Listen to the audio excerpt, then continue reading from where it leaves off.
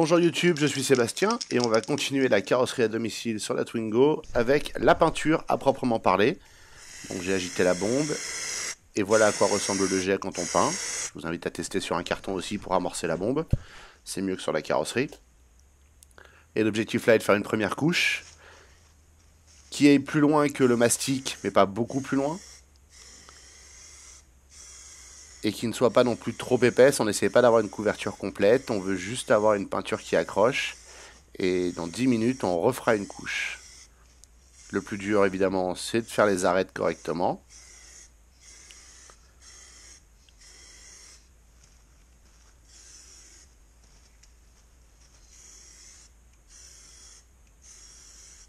Vous pouvez voir que je suis allé un peu plus loin que le mastic, mais pas beaucoup plus loin. Tout a été poncé avant uniformément. Et j'essaie d'avoir une couverture complète, mais pas épaisse. Et maintenant, on patiente 10 minutes avant de faire la couche suivante. Donc je vous passe le séchage en accéléré.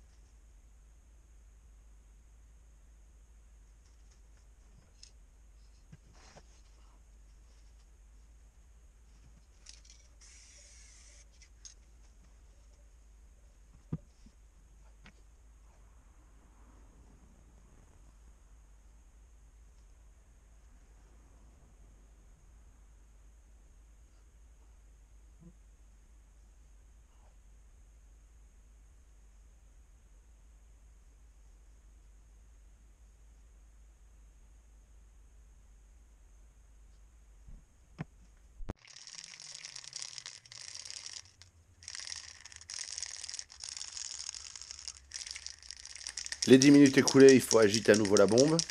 Elle n'est peut-être pas entièrement retombée, mais quitte à le faire, autant le faire bien, donc vous me voyez l'agiter. Je vais à nouveau l'amorcer et la tester sur le carton, ça évitera d'avoir de mauvaises surprises. Et on est parti pour une deuxième couche qui doit être un peu plus étendue que la précédente, et vous pouvez avoir mon problème de masquage à nouveau. Et celle-ci doit être un peu plus épaisse, dite plus mouillée, parce qu'elle doit avoir l'air mouillée d'apparence. Et chaque passage doit chevaucher le précédent d'environ 50%. C'est là, évidemment, je me suis mis devant la caméra, mais ça va aller mieux dans un instant. Et il faut recouvrir toute la carrosserie en essayant de garder une distance constante et une vitesse constante de mouvement. C'est un petit peu pas super évident sur cet angle où il y a un million de formes. Là encore, une portière serait sans doute plus simple à faire. Mais commencer par quelque chose de facile, c'est jamais drôle. Il faut mieux commencer par un truc difficile. Pensez bien à faire les arêtes et les retours qui seront moins visibles par la suite.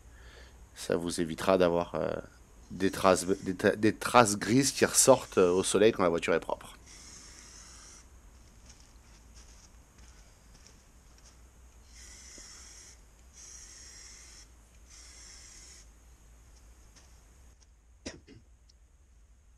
Et quand on est satisfait, on attend à nouveau le séchage. Et cette fois, c'est 40 minutes de séchage avant de pouvoir passer au vernis.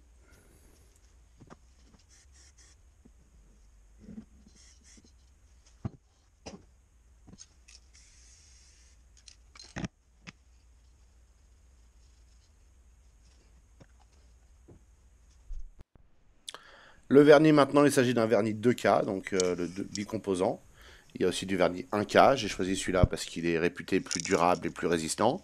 Alors, c'est une bombe avec un mélangeur à l'intérieur. Il faut arriver à enlever la petite opercule, enfin l'opercule qui se trouve à l'arrière, qui n'a pas forcément très envie de sortir. Donc là encore, on utilise notre fidèle tournevis plat.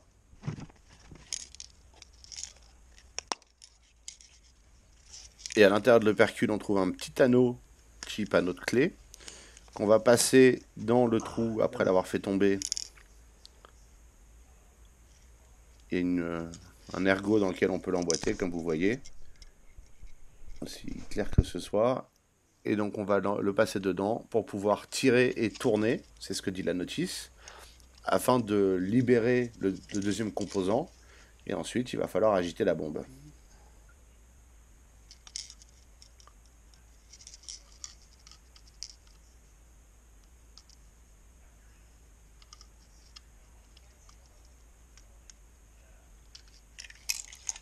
Voilà, on a maintenant une bombe prête à être utilisée qu'il faut agiter fermement afin de mélanger les deux composants.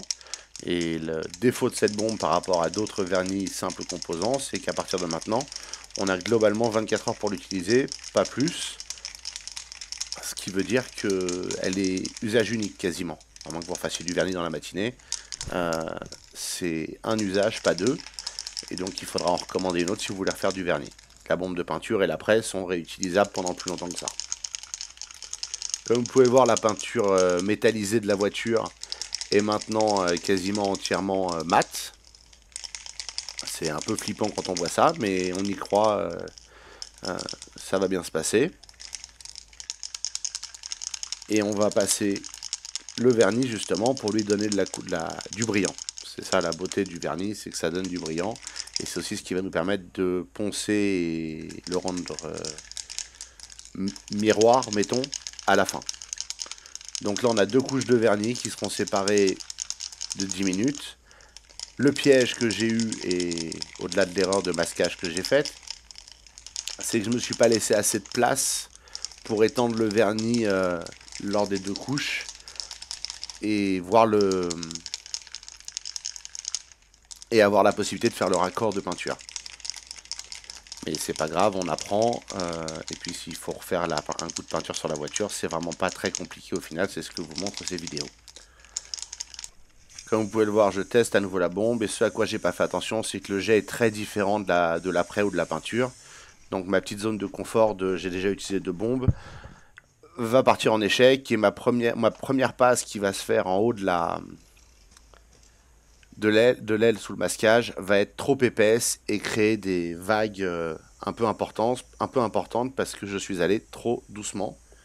Le vernis est vraiment plus couvrant que ne l'est la peinture. Là, vous me voyez faire une erreur. Et vous la verrez dans la partie finition de la voiture. C'est là que je me suis raté.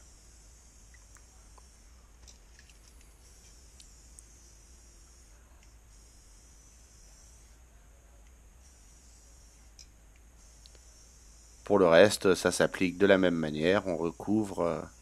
L'idée est de repasser deux fois. Donc la première couche devrait être plus fine que la deuxième. Il faut de la discipline en fait. Et c'est ce que j'avais pas. C'est que faites votre première couche. Faites ensuite la deuxième. Et puis si jamais vous avez raté des endroits, il faudra peut-être faire une troisième en fait. Et c'est pas la fin du monde de faire une troisième couche.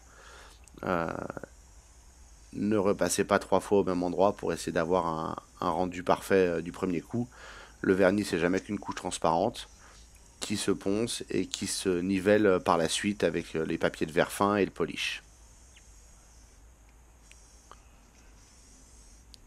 Essayez quand même d'avoir une couverture complète pour avoir une épaisseur de vernis sur à peu près toutes les zones exposées.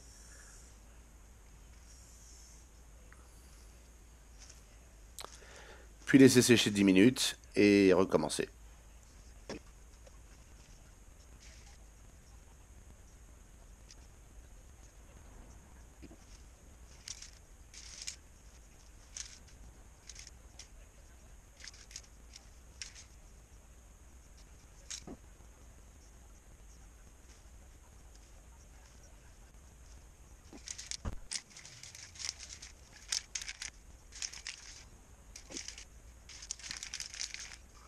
Une fois le temps écoulé, on est parti pour la deuxième couche.